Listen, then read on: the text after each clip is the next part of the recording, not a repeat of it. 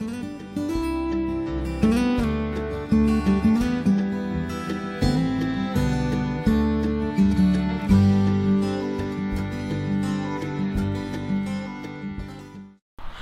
hello everyone and welcome to another very exciting episode here on the MIgardener channel. I'm so excited for today's episode because we're going to be making the seed starting mix. And the seed starting mix that we've used in the past has kind of evolved. And this year we're going to be doing some very exciting stuff with our seed starting mix by using stuff in the past that worked really well and incorporating stuff that we think is going to make the mix even better. So one of the things that we did was we harvested worm castings. In fact, that's what's kind of going on the background over here that you'll probably see in a few days, in a few episodes, whenever we get that up, is a worm casting harvesting video.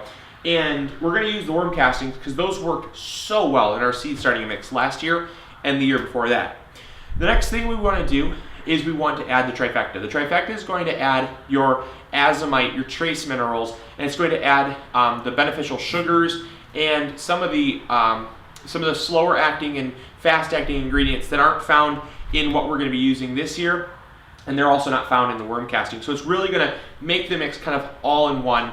And then what we're also going to do is we're going to add what's now called Pro Mix. A lot of people in the industry use Pro Mix. It's something that everybody swears by. It's got very high porosity, and porosity basically is like a sponge. So it's very porous and it'll hold on to water very well, but it doesn't hold on to too much water. So it's excellent for a seed starting mix. But what it also has is mycorrhiza.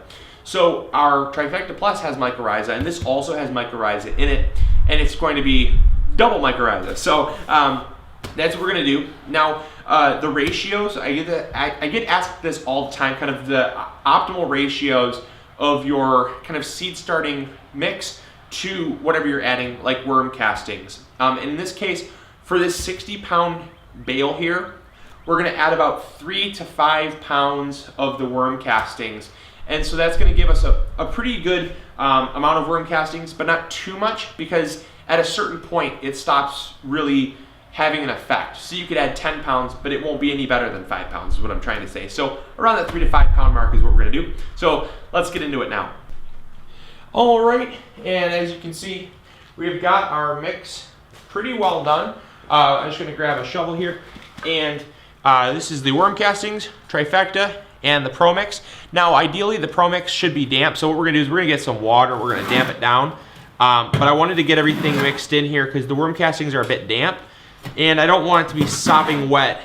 I just want it to be slightly moist, so that it will, oh, there's my tool, that's what I was looking for. I just want it to be slightly moist so that I can fill the trays in and it won't beat up. Because what happens is oftentimes when we start seeds, you start seeds with the seed starting mix too dry, and what that'll do is as you pour water on it, it'll beat up and it'll kind of just run off, and it tends to make a mess and it tends to spread the seeds around. Whereas if you pre-moisten your mix and kind of have it already pre-moistened when you put it in your trays, when you water, the water will go straight down and it won't do too much disturbing of the seeds. Because as you can guess, we're going to be doing the next episode on actually starting our seeds, which is so cool. So we're going to go right from this stage to starting our seedlings. So that's why we want to pre-moisten it.